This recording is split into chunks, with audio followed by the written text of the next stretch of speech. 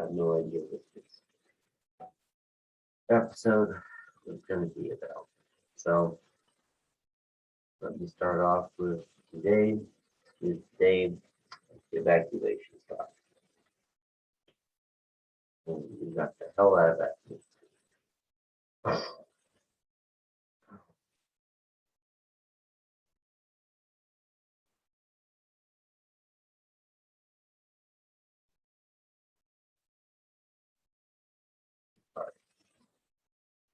To the Afghans that we couldn't get out.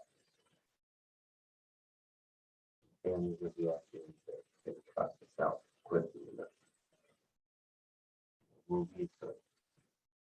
What I would tell you is go to the north.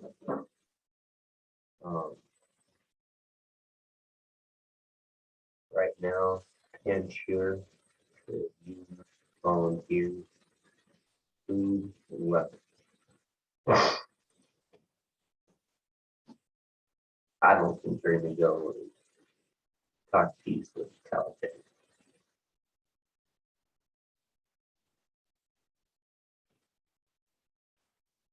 And the Taliban is not going to be able to string the hold and cheer. So, honestly, best bet is either hightail out of Afghanistan or go over to their fight for the United Nations if you want.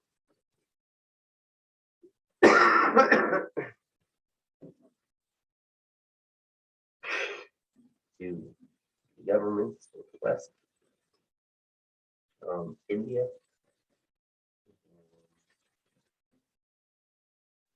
anyone else who's helping Afghanistan.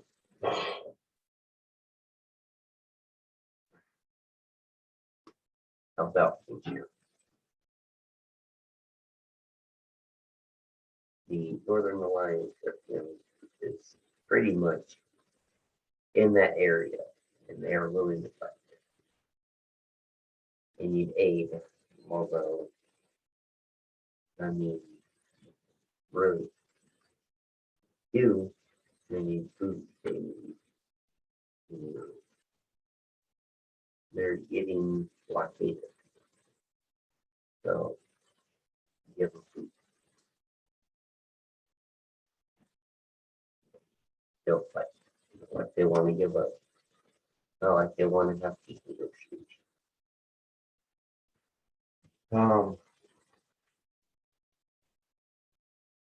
And then to the people reacting to the video of the Taliban flying. They're not flying. That's driving. If you consider that flying, then airplanes don't fly, and helicopters don't fly.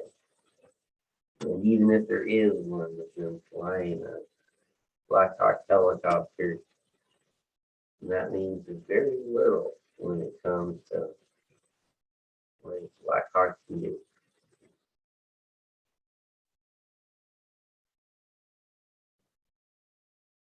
I'd be more impressed if there was a Kiowa or a Catchy being flown. But there isn't. So, talking about a Black Hawk.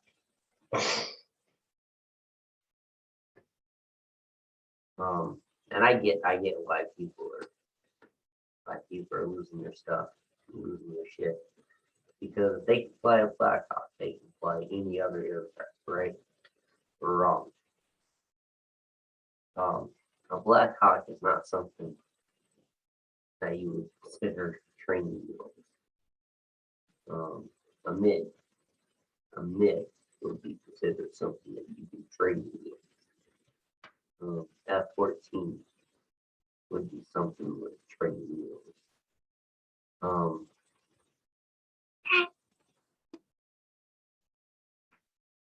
Older aircraft would be something that you would have training wheels.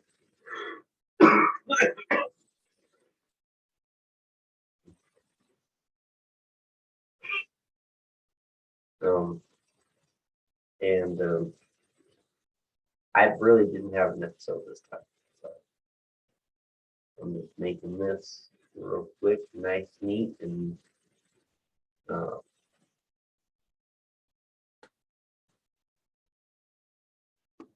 it's difficult. It's difficult to imagine that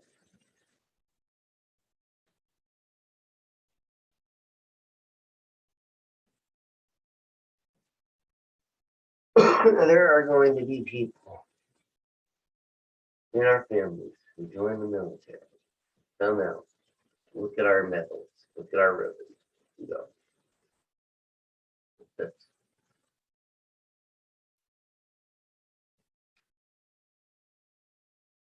well, nothing.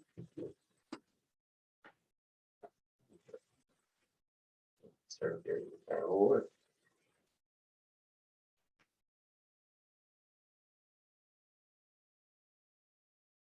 20 years of war. So if they want to tell Afghan veterans, not U.S. veterans, I'm talking about actual Afghan veterans that are in the West.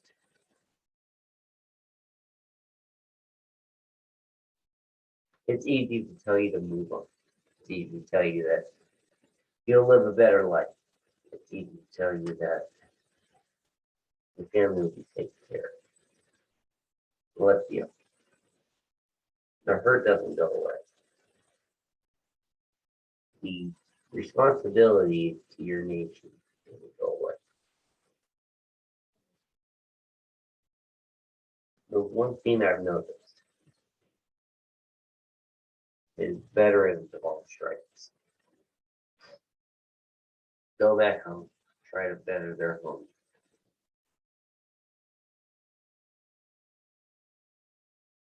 Whether one side or the other.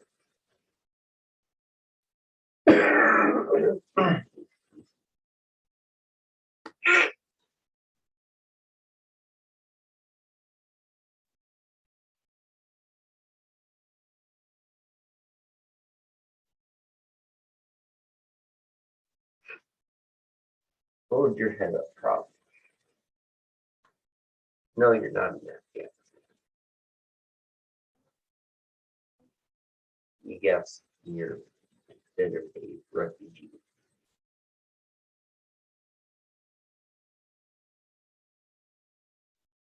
Maybe in the future.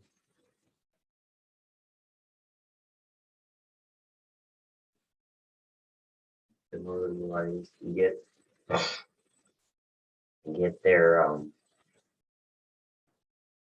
their people together, fight off the Taliban.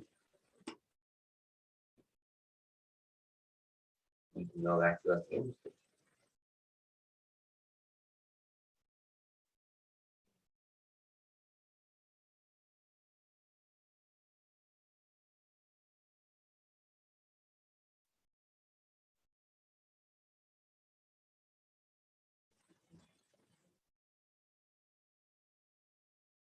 You know, I gotta.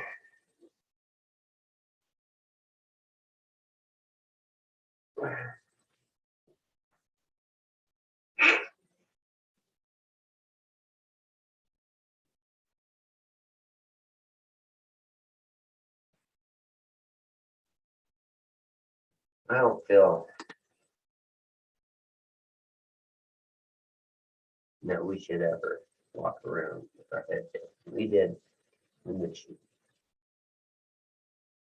Could it have been better? Yes. Hold your head up.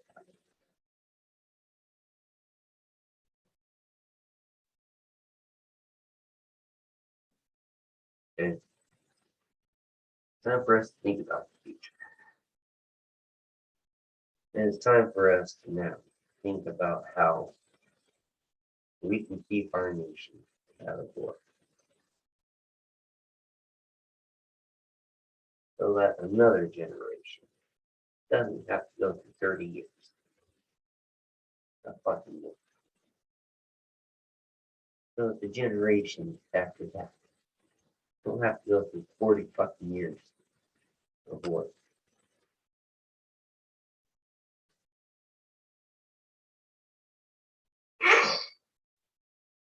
It was fun when we were young, but this is the consequences that everybody talked about back in the 60s and 70s, facing them in the 2000s.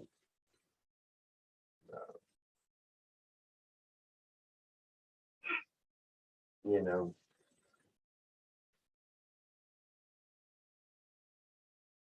Army veteran yesterday told me that we should just blast the place.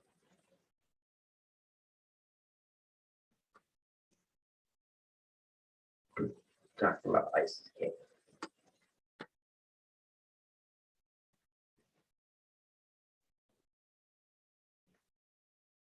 Yeah, it sucks that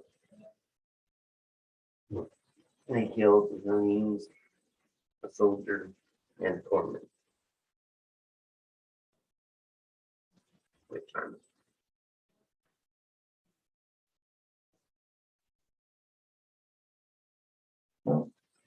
it does suck, but the one good thing about what happened is, again, it was getting people out.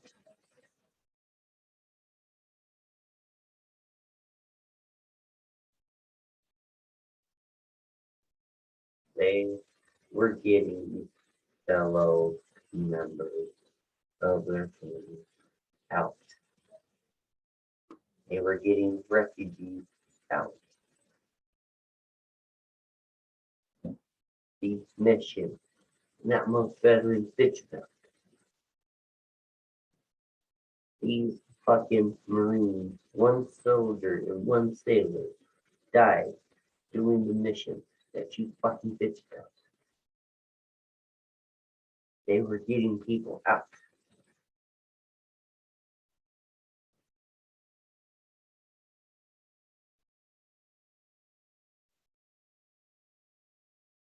For the people who haven't been in the military, processing goes like this.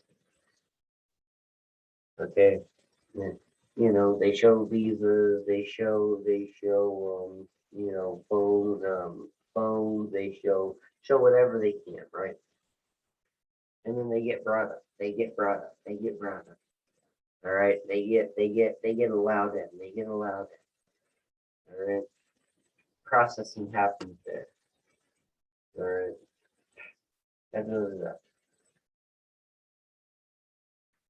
once that person's processed, they are told to go to this point. It is not an orderly event.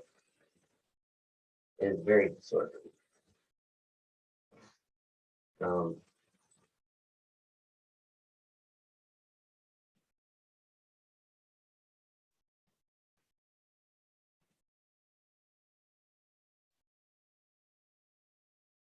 you're talking about fingerprinting,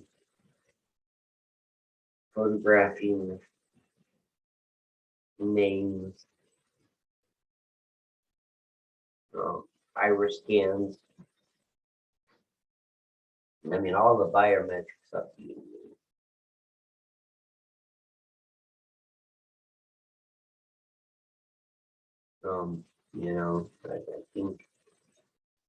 I think that you can be happy with what has been done. Can we be proud? Years down the road, yes, we can say, we did what we could with the resources and the political ties that we had. There you go. I'm not doing much in Mexico today. I gotta try to get my license back. So I just wanted to leave this. You guys. All right. Wanted to leave this with you guys.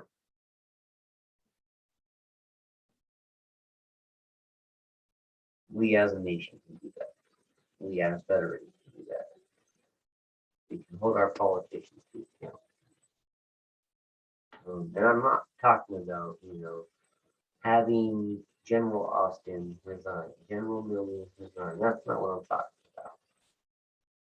about. And neither is impeachment by both of us. All right, you're just being fucking childish.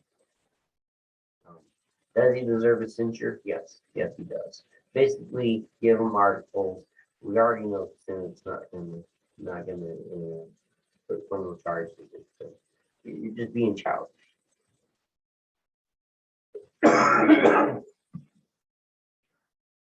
You're being childish. That's gonna work. All right. So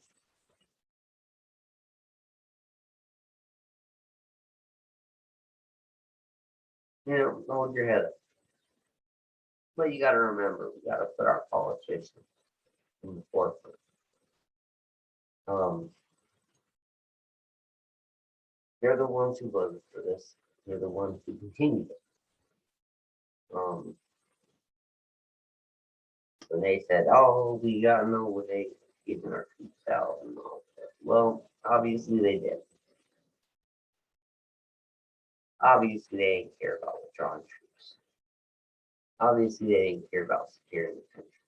They didn't care about bringing back Americans. They didn't care about any of it. They didn't care about looking at reality. Our politicians did what they did best. They ended the war, ran tail out of the country. They supported who they thought was going to be a better person. And even they're angry by it. They're angry about it. They're angry. Strategies and plans don't ever work. They really don't. That general portrayed it.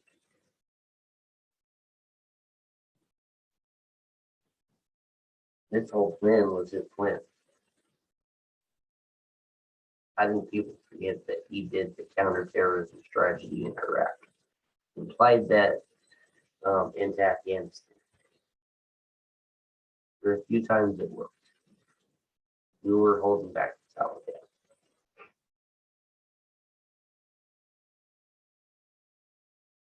Of course, they adapt. Again, you're a bad terrorist if you don't adapt. You're a bad enemy if you don't adapt.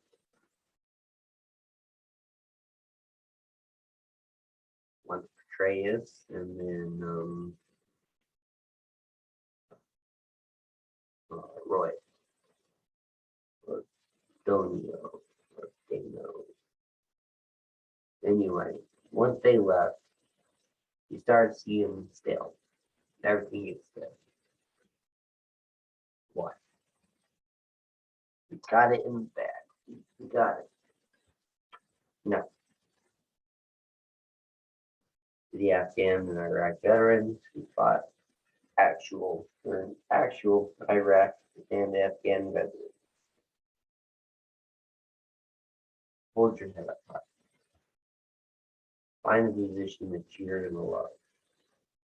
Do not let what happened start you. If you need to contact this podcast, I will have my email in the link. Okay. Reach out. Um, you know, we're feeling it. We really are. But we can move on. Continue. Instead of being a sad story, we can be successful. I always hear this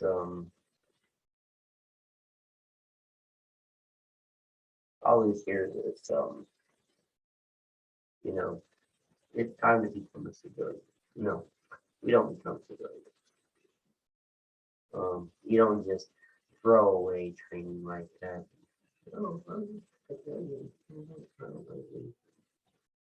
That doesn't work. Um,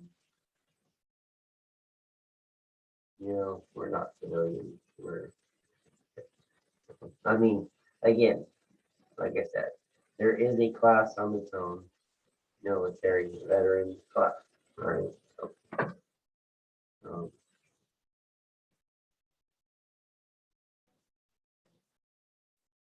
I love you guys, and I'll come up with something for next week. All right.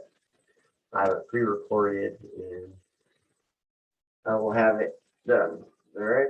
I love you guys.